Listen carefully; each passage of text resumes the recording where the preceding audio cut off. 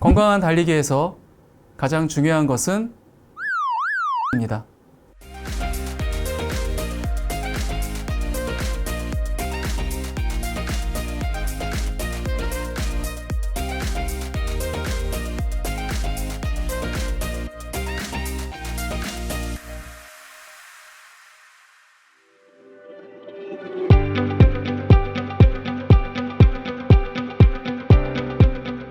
안녕하세요.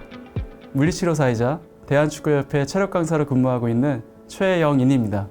오늘은 건강한 달리기에 대해서 배워볼 텐데요. 영상 3편을 시리즈로 준비했습니다. 여러분들이 이 영상을 보고 건강한 달리기는 무엇인지, 어떻게 해야 건강하게 달릴 수 있는지 이해하셨으면 좋겠습니다. 먼저 달리기와 관련된 일반적인 내용들을 말씀드릴게요. 달리기는 발을 통해서 빠르게 이동하는 활동이라고 할 수 있습니다. 경기의 목적도 있고 레저의 목적도 있죠. 전신 운동이긴 하지만 분명한 전진의 주체는 바로 다리입니다. 다리의 전진을 통해서 신체가 전진하는 것이죠. 다리의 반복적이고 패턴화된 일련의 동작들, 우리는 이것을 게이트라고 표현을 해요. 이 게이트가 인간이 이동하는 방법인데, 우리가 이동하는 방법은 크게 걷기 게이트 그리고 달리기 게이트로 구분되어 있습니다. 게이트는 크게 두 가지로 나눠집니다. 발이 지면에 닿아 있는, 그래서 체중을 지지하고 있는 입각기, 그리고 발이 공중 위에 떠 있는, 그래서 다리가 앞으로 전진하고 신체가 앞으로 전진되는 유각기로 나눠집니다. 걷기와 달리기 역시 입각기와 유각기를 동시에 가지고 있는데, 걷기는 양발이 바닥에 동시에 닿아 있는 이중 입각기가 존재하고요.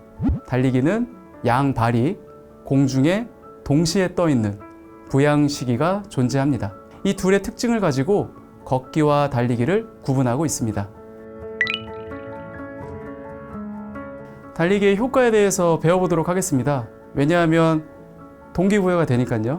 달리기는 크게 8가지의 효과가 있는 것으로 알려져 있습니다. 먼저 달리기 하면은 무엇이 떠오르시나요? 숨이 차죠. 심폐순환계가 자극을 받고 있습니다.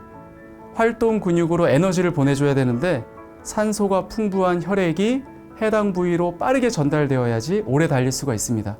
심장과 폐에 가해지는 자극들이 심폐 기능을 향상시키는 밑거름이 되고요. 두 번째는 특정 질환의 발병률을 낮출 수 있습니다. 당뇨, 고혈압, 그리고 심장질환, 뇌질환과 같은 여러 종류의 성인병이 예방될 수도 있고요. 심장질환에 의한 사망률이 29%나 감소되는 것으로 알려져 있습니다. 그리고 세 번째는 전신 운동입니다. 분명히 다리를 통해서 이동하지만 팔의 움직임이 어떤가요? 다리의 움직임과 마찬가지로 팔도 앞뒤로 스윙을 하고 있죠. 팔과 다리에 연결되어 있는 근육들이 있습니다. 그 근육들이 동시에 활성화되어야지 효과적으로 힘을 낼 수 있고 오래 달릴 수 있는 것입니다. 몸통에 있는 근육은 어떠할까요? 몸통에 있는 근육들이 동원되어서 안정성을 잡아줘야지 팔과 다리가 흔들리지 않고 원활하게 움직일 수 있습니다. 이런 것들이 에너지 소비와 관련이 있기 때문에 굉장히 중요하다고 할 수 있죠. 그래서 다리 운동이 아니라 전신 운동이라고 표현하는 것입니다. 네 번째는 일상생활의 기능이 향상됩니다. 달리기를 하면 체력이 좋아지죠. 일상생활의 무기력이 떨어지게 되면 활력이 넘치잖아요. 그러면서 나의 일상생활 기능이 좋아질 겁니다. 학생들은 공부에 더 집중할 것이고 직장인들은 업무에 더 집중할 수 있겠죠. 다섯 번째는 자신감이 향상됩니다. 달리기 운동의 가장 기본적인 원칙이 달리는 거리 혹은 달리는 시간을 정해놓고 조금씩 늘리는 거예요. 내가 반복을 하면서 10분, 15분, 20분 달리기를 하게 되면, 또 5km, 10km, 15km를 달리게 되면 예전에는 불가능했던 것들이 가능하게 되었던 현실을 느끼는 순간 자신감은 향상될 수 있습니다. 여섯 번째는 체형이 변화됩니다. 달리기 하면 살 빠진다. 우리가 흔히 알고 있는 내용들이죠. 체지방이 연소되기 때문에 체중 감량에 도움이 됩니다. 그리고 일곱 번째는 우울감이 극복됩니다. 달리기를 하게 되면 엔돌핀, 도파민, 카나비노이드라는 물질이 분비되는데, 이러한 물질들이 우울감을 완화시키고 자신감, 그리고 행복감, 낙관적인 기분, 이런 것들을 향상시킬 수가 있습니다. 마지막 8번째로 숙면을 취할 수 있습니다. 여러분, 숙면 굉장히 중요합니다. 왜냐하면 우리가 잠을 자고 있는 동안에 내 몸에 있는 노폐물을 제거할 수 있거든요. 그리고 중추신경계, 뇌와 척수에 있는 뇌척수액이라고 있는데 이러한 것들이 순환을 통해서 뇌와 척수에 있는 노폐물들을 제거하는 거예요. 근데 우리가 숙면을 취하지 못하면 특히 뇌에 있는 노폐물들이 잘 제거가 되지 않는 것입니다. 그러면 그 다음날 일어나도 머리가 무겁고 띵한 느낌을 갖게 되는 것이죠. 이렇게 여러 가지 측면에서 효과가 있기 때문에 달리기 운동은 현대인들이 해야 될 반드시 필수적인 운동이라고 생각됩니다. 운동 방법의 형태에 대해서 말씀드리겠습니다. 그냥 달리면 되지가 아닙니다. 달리기 운동도 여러 가지 형태가 있습니다. 달리기 운동 방법의 형태에 따라서 운동 목적이 달라지고요. 운동 강도가 달라집니다. 운동 목적이 달라지기 때문에 내가 원하는 목적에 맞게끔 운동을 선택하면 됩니다. 그리고 또 운동 강도가 조절돼요. 계속해서 강한 자극을 주는 것은 내 몸에 좋지 않습니다. 오늘은 강한 자극, 내일은 약한 자극, 이런 식으로 조절을 해줘야지 달리기를 통한 부상이 예방될 수 있는 것이죠. 첫 번째는 베이스 런이라고 합니다. 우리가 흔히 알고 있는 달리기가 바로 베이스 런입니다. 베이스 달리기라고 하면 되겠네요. 중강도 수준의 달리기이고요. 20분에서 40분 정도 체력이 허락한다면 1시간 정도도 달릴 수 있습니다. 내가 할 수 있는 일정한 속도로 중강도의 운동 강도로 달리기를 지속하면 됩니다. 두 번째는 리커버리, 회복 달리기라고 표현할 수 있겠는데요. 회복 달리기는 저강도에서 중강도 수준의 운동을 의미합니다. 어제 고강도의 운동을 수행했다면 오늘은 회복해야 되잖아요. 내 몸의 노폐물을 빠르게 제거하기 위해서 혈액순환을 증진하는 것에 목적을 둔 운동이 바로 리커버리 런, 회복 달리기입니다. 그리고 템포런이라고 있습니다. 템포런은 굉장히 고강도의 운동입니다. 역치 수준에서의 운동 강도의 속도를 유지하는 게 바로 템포런이에요. 역치 수준이라고 하는 것은 여러분 젖산 들어보셨죠? 내가 힘든 운동을 할 때 내 몸에서 발생시키는 그 에너지 부산물인데 젖산이 생성이 되면은 근육의 불편함, 근육의 통증이 야기가 됩니다. 그래서 이렇게 생성된 젖산을 빠르게 제거할 필요가 있습니다. 근데 템포런은 젖산이 분비되는 고강도에서 운동을 지속하는 거예요. 처음에는 굉장히 어렵겠지만 여러 차례 반복하다 보면 그 역치 수준의 강도가 내 몸에 적응이 되고, 적응이 됐다는 뜻은 젖산을 빠르게 제거하는 내 신체 능력이 향상되었다는 것을 뜻합니다. 마지막으로는 파트랙 런인데요. 이거는 속도 달리기라고 받아들이시면 될 것 같습니다. 스웨덴 용어예요. 스피드 플레이라는 스웨덴 용어인데 인터벌 형태의 달리기입니다. 쉽게 말씀드리면 90초는 빠르게 달리기, 60초는 느린 조깅, 이런 식으로 달리기와 회복을 반복하면서 운동하는 형태인데 고강도 형태의 인터벌 운동이기 때문에 다리의 근력이라든지 또 근 파워를 향상시키는데 효과적인 것으로 알려져 있습니다. 지금부터는 달리기 자세에 대해서 말씀드리도록 하겠습니다. 우리가 쉽게 달리고 있지만 정확한 자세로 달리고 있는 분들을 찾기는 쉽지가 않습니다. 왜 바른 자세로 달리는 게 중요할까요? 바르게 달려야지만 여러 가지 이득이 발생될 수 있기 때문입니다. 첫 번째는 에너지가 저장됩니다. 두 명의 친구가 있습니다. A라는 친구는 5km를 달릴 때 10이라는 에너지를 소비하고 B라는 친구는 5km를 달릴 때 100이라는 에너지를 소비합니다. 누가 더 달리기 능력이 좋은가요? 당연히 10이라고 하는 에너지를 소비한 A라는 친구가 달리기 능력이 더 좋은 거죠. 바른 자세가 이 에너지 소비와 직결되어 있습니다.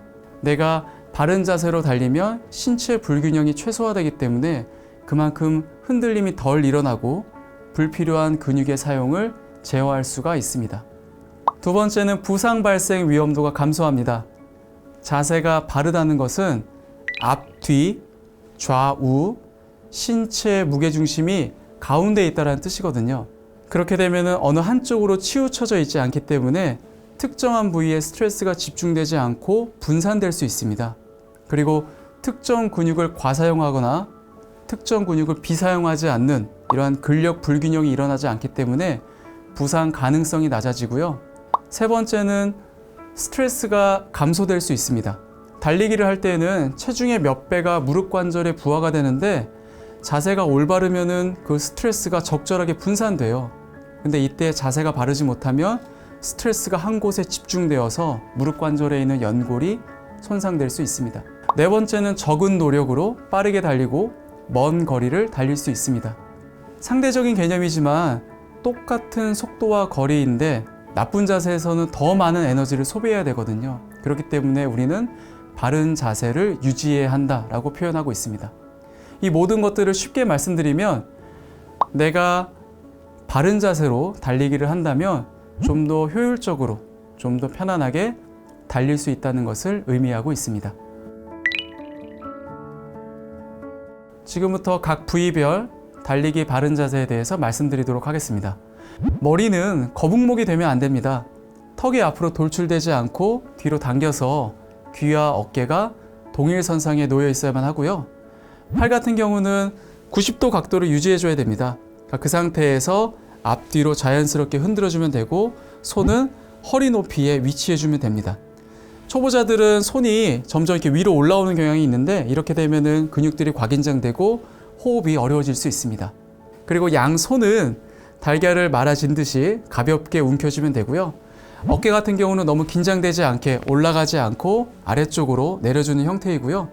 몸통은 약간 앞으로 기울어진 상태에서 견고하게 유지해주면 됩니다. 그리고 고관절은 다리 움직임의 중심점이에요. 정면을 향해 있으면 되고요. 다리 같은 경우는 약간 뒤쪽으로 너무 과도하게 뻗을 필요는 없고요.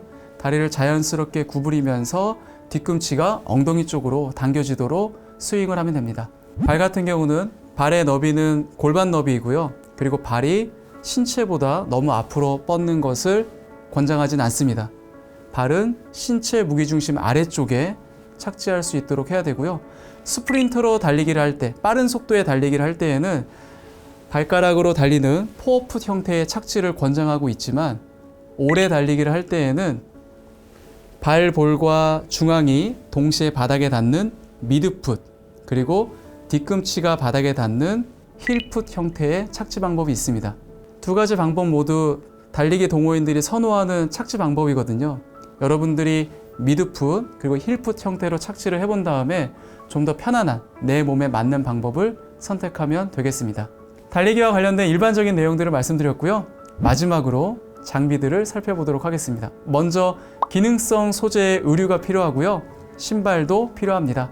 일반 신발을 신지 않고 기능성 러닝 슈즈를 꼭 신어야 하고요.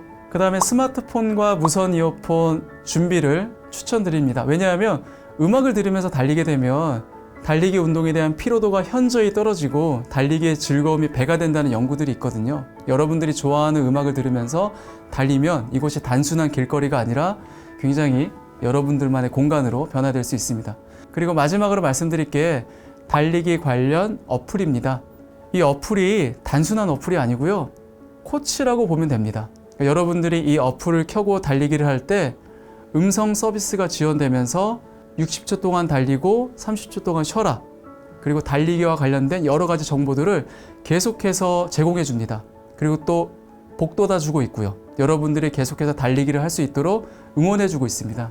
그리고 달리고 난 다음에 오늘 몇 킬로 달렸는지, 나의 심박수가 몇 퍼센트 정도로 유지가 되었는지, 속도는 어땠는지, 이 모든 것들을 데이터화된 자료로 알아볼 수 있기 때문에 여러분들이 그냥 달리는 게 아니라 이 달리기의 즐거움이 좀 더 배가 될 수 있습니다. 그래서 이러한 러닝 어플을 다운로드해서 활용하시는 것을 추천드립니다. 지금까지 달리기 알아가기에 대한 내용이었습니다. 제가 말씀드린 내용을 통해서 그냥 달리는 것이 아니라 잘 달리는 여러분이 되었으면 좋겠습니다. 감사합니다.